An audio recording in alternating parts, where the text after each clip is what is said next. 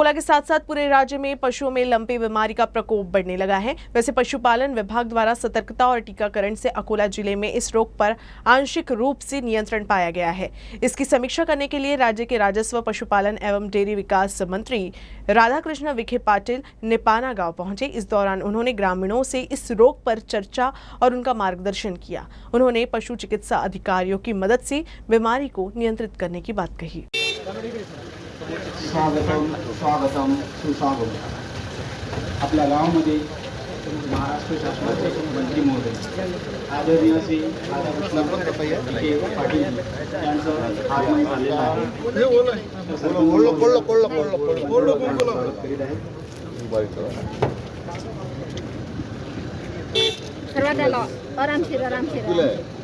कितीला आहे म्हणतात साहेब? एम.ए. चालू आहे. कोणतं एम.ए. इंग्लिश? तू काय करतो? किती तू एम.ए. ला गेली आणि तू तुझं मवेशियों में लंबी बीमारी के चलते बाजार समिति ने एहतियात के तौर पर खामगांव में पशु बाजार को बंद करने का निर्णय लिया है। राज्य भर में मवेशियों में लंबी बीमारी का प्रकोप बढ़ने लगा है। ये बीमारी संक्रामक बीमारी जैसे गंभीर बीमारी है, इसीलिए ये तेजी से मवेशियों को संक्रमित कर रही है। इसके चलते खामगांव में प्रत्येक गुरुवार को लगने वाली मवेशी बाजार को एहतियात के तौर पर अगले आदेश तक बंद करने के निर्देश दिए गए हैं। इसीलिए बाजार समिति प्रशासन की ओर से किसानों से अनुरोध किया गया है कि अगले आदेश तक कोई भी मवेशी खामगांव में बिक्री के लिए नहीं लाए। खामगांव में पोले के दिन हुए तनाव के बाद पुलिस और जनप्रतिनिधियों के बीच शुरू हुए विवाद के बाद आखिरकार विधायक आकाश फुनकर की मांग को सरकार ने मान लिया है। खामगांव में अब गणपति विसर्जन के दिन निगरानी रखने के लिए दूसरे जगह से 3 अधिकारियों की नियुक्ति की गई है। गणेश मंडल व जनता की नाराजगी को देखते हुए अपर पुलिस अधीक्षक श्रवण दत्त, उप अधीक्षक अमोल कोली व थानेदार अरुण परदेशी को गणेश विसर्जन के लिए बंदोबस्त की जिम्मेदारी से दूर रखा गया है।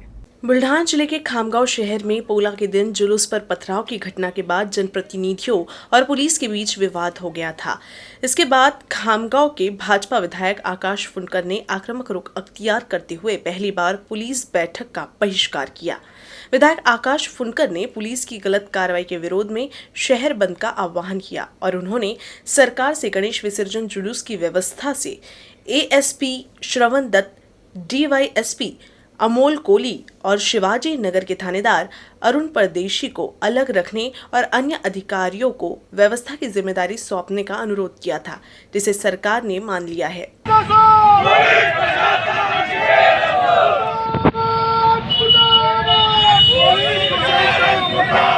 तीनही अधिकाऱ्यांवर यांनी तात्काळ कारवाई केली पाहिजे।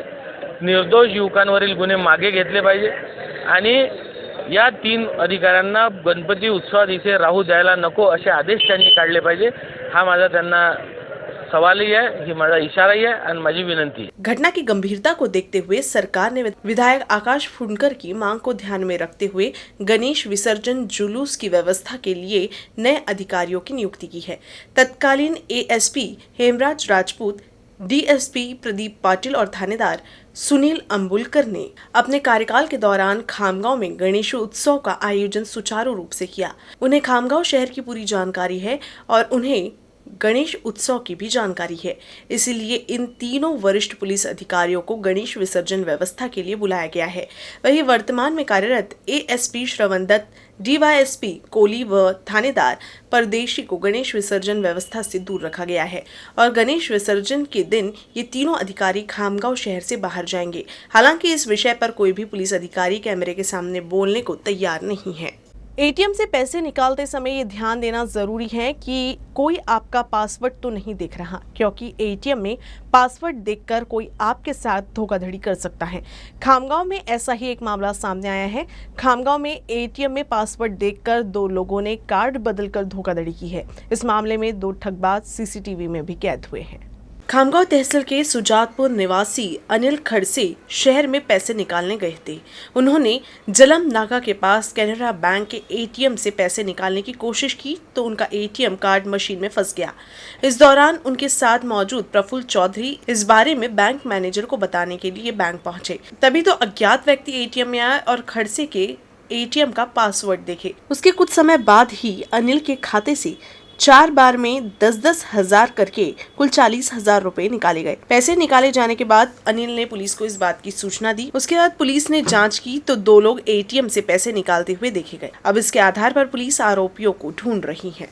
अकोला में पुलिस ने प्रतिबंधित गुटखा की तस्करी करने वाले 2 आरोपियों को गिरफ्तार किया गया है। इस कार्रवाई में पुलिस ने गुटखा समेत 10,40,000 रुपए का माल जब्त किया है। राज्य में गुटखा और सुगंधित पान मसाले की खरीद बिक्री पर रोक लगी हुई है, लेकिन इसके बाद भी आसपास के राज्यों से गुटखे की तस्करी कर राज्य में चोरी छिपे तरीके से बेचा जाता है। अकोला जिले में खामगांव के रास्ते गुटखे की तस्करी किए जाने की जानकारी पुलिस को मिली, जिसके बाद पुलिस ने वाशिम बाईपास के पास एक कार की तलाशी ली तो उसमें से गुटखा बरामद किया गया।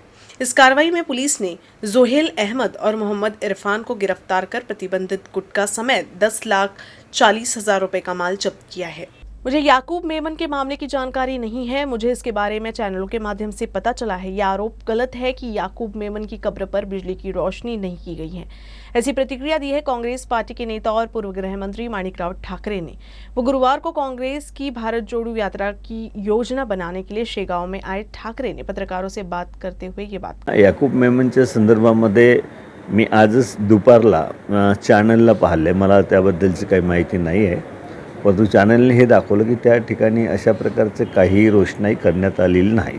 हे आपल्याच मीडियाच्या माध्यमातून दाखवण्यात आलेलं आहे, त्यामुळे मला माहिती नसल्यामुळे त्यावर काही मी भाष्य करणार नाही, परंतु जे काही आपल्या चॅनलने दाखवलं आहे त्यामध्ये ते स्पष्ट झालेलं आहे असं माझं मत आहे। त्यांनी स्पष्टता दिलेली आहे आणि कालसुद्धा मी आमच्या बैठकीमध्ये ट्रेनिंग कॅम्प जो आयोजन करायचं आहे त्या बैठकीला काल अशोकरावजी उपस्थित होते आणि त्यांनी आपल्या भाषणामधून सुद्धा या गोष्टी क्लिअर केलेली आहे आणि माझी जी चर्चा झाली त्याच्यामधून असं कुठेही हे संकेत किंवा तशा प्रकारे हे नाही आहे की ते पक्षातून जातील किंवा अशा प्रकारच्या ज्या वावड्या आहेत ते निराधार आहेत, चुकीचा प्रचार हा केला जातो आहे, ते स्पष्ट झालेलं आहे। तो विधानसभा आहेत, लोकसभा आहेत, या संदर्भामध्ये भूमिका ही तिन्ही पक्षाच्या पक्षप्रमुखांनी घ्यायची असते देशाच्या आणि त्यानंतर निर्णय झाल्यानंतर तशा प्रकारे सगळेजण भूमिका घेतील।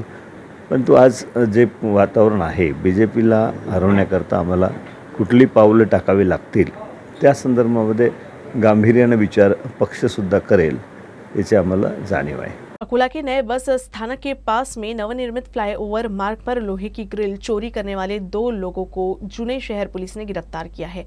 दोनों ग्रिल को ऑटो में ले जा रहे थे, तभी पुलिस ने उन्हें रंगे हाथों गिरफ्तार किया है। अकोला शहर में चोरी की घटनाओं में इजाफा हुआ है और कई जगह चोर दिन दहाड़े हाथ साफ कर रहे हैं। ऐसी एक घटना सुबह करीब 10 बजे न्यू बस स्टॉप के पास नवनिर्मित फ्लाईओवर पर हुई। कुछ लोग लोहे की ग्रिल काटकर ऑटो में ले जा रहे थे। शहर के थानेदार सेवानंद वानखेड़े पुलिस कर्मियों के साथ थाने जा रहे थे, तभी घटना की जानकारी उन्हें मिली। उन्होंने ऑटो को जब्त कर सिटी कोतवाली थाने को सौंप दिया। शहर कोतवाली पुलिस आगे की जांच कर रही है। अकोला महानगर पालिका ने पूर्व नगर सेवकों और सामाजिक संस्थाओं के साथ मिलकर गणपति बप्पा की विदाई देने के लिए आकर्षक विसर्जन टैंक बनाया है। मोरना नदी के किनारे मुख्य गणेश घाट पर श्रद्धालुओं की भीड़ से बचने के लिए पूर्व नगर सेवकों ने भव्य टैंकों का निर्माण किया है। गणपति बप्पा का 9 सितंबर को विसर्जन किया जाएगा। मोरना नदी के किनारे मुख्य गणेश घाट को महानगर पालिका द्वारा घरों में छोटी गणेश प्रतिमाओं के विसर्जन के लिए तैयार किया गया है।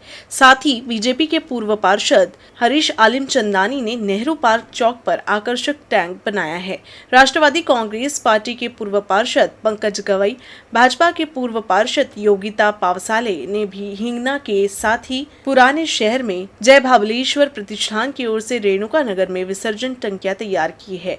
जल प्रदूषण विसर्जन के लिए घर घर जाकर तुलसी के पौधे लगाए जाएंगे। इसके लिए गणेश जी की मूर्ति शैडो मिट्टी या गाय के गोबर से बनी होनी चाहिए और सातव चौक में एक विसर्जन टैंक भी बनाया गया है।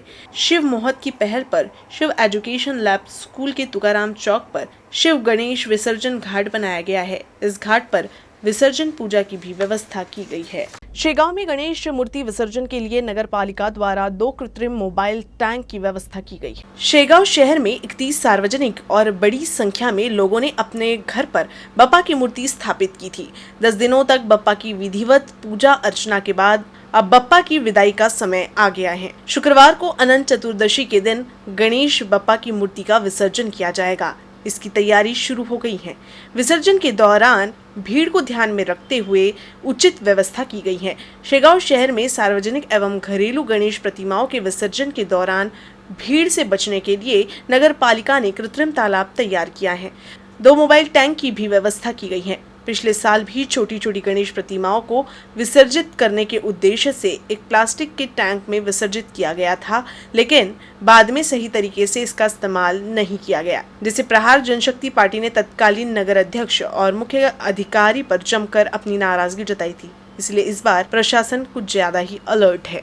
अकोला के श्री बारभाई गणपति न केवल अकोला में बल्कि पूरे विदर्भ में प्रसिद्ध है। ये गणपति विभिन्न समुदायों के लिए एकता का प्रतीक है। श्री बारभाई गणपति को गणेश उत्सव के दौरान विशेष मान दिया जाता है। स्वतंत्रता पूर्व काल में लोकमान्य तिलक ने पूरे महाराष्ट्र में सार्वजनिक रूप से गणेश उत्सव की शुरुआत की। उस समय परिसर में किले के पास अकोला के छोटे से शहर में 5 या 6 गणेश मंडल थे। उस समय शोभा यात्रा में बारभाई गणपति को प्रथम स्थान प्राप्त हुआ था। भगवान नाथजी इंगले ने 12 जाति के लोगों के साथ मिलकर इस गणपति की स्थापना की थी। तभी से इस गणेश का नाम बारभाई गणपति पड़ा। उस समय के 12 जाति लोगों द्वारा स्थापित गणपति की विरासत आज भी जीवित है। बारभाई गणेश की मूर्ति काली मिट्टी से बनी है और इस मूर्ति को ठाकुर समुदाय के मोरे नाम के एक शिल्पकार ने बनाया था। इस मूर्ति को विसर्जित नहीं किया जाता है। शोभा यात्रा में आरती के बाद मूर्ति को वापस उसी स्थान पर रख दिया जाता है। हा गणपती सार्वजनिक गणेश मंडळ म्हणजे लोकमान्य टिळकांनी चालू केला, त्याच्या पूर्वीचा हा गणपती आहे। आणि या अकोला शहरात नदीच्या तिकडे शहर नव्हतंच, नदीच्या इकडे खेळ म्हणून अकोला गाव होतं आणि 4-5 मंडळ त्यावेळेस होते। त्याच्यात आमच्या घरी हा गणपती म्हणजे 12 समाजाचे 12 लोक म्हणून ह्या गणपती मोहल्ल्यात बसवत होते। आता त्याच्यातले काही कालांतराने काही बाहेर गावाला गेले, काही वर गेले। मग या गणपतीचं काय होईल तर तो त्यावेळेस आमच्या आजोबांनी आमचे भगवानजी इंगळे आजोबा यांनी तो गणपती आमच्या घरी आणला आणि तेव्हापासून हा गणपती आमच्या घरी आहे आणि हा इंगळे कुटुंबाचा झालेला आहे। कोली समुदाय के लोगों को शोभा यात्रा में इस्तेमाल की गई पालकी को ले जाने का गौरव प्राप्त है। आसपास के गांव से बारभाई गणपति के सामने में जो भजन मंडली डिंडिया होती है उसमें विभिन्न समुदाय के लोग होते हैं। आज़ादी के समय से ही विभिन्न जातियों के लोगों को एकजुट करने वाले बारभाई गणपति को सही मायने में एकता का प्रतीक कहा जाता है। आता या गणपतीचे पहिले मिरवणूक दगडी फुलाजवळ विसर्जन होत होतं। त्याच्यानंतर मग हा गणपती सार्वजनिक गणेश मंडळवाले आले आणि सार्वजनिक नरसिंह मंडळात तयार व्हा। तर त्यावेळेस मग आमच्या आजोबाला त्यांनी राजेश्वर मंदिरात बोलावलं आणि तिथं शपथ दिली किंवा तुम्हाला आम्ही मिरवणुकीमध्ये सामील व्हा, तुम्हाला आम्ही पहिला मान या गणपतीला देऊ। तर तेव्हापासून याचा पहिला गणपती हा मानाचा आहे। शाहजी पाटिल का गुवाहाटी का ये डायलॉग काय झाडी काय डोंगर काय हॉटेल सगळं ओके मध्ये आहे हे वर्तमान में महाराष्ट्र में लोकप्रिय है। वही इस लोकप्रिय संवाद का डायलॉग सहकार नगर के पास रिद्धि सिद्धि नगर में है।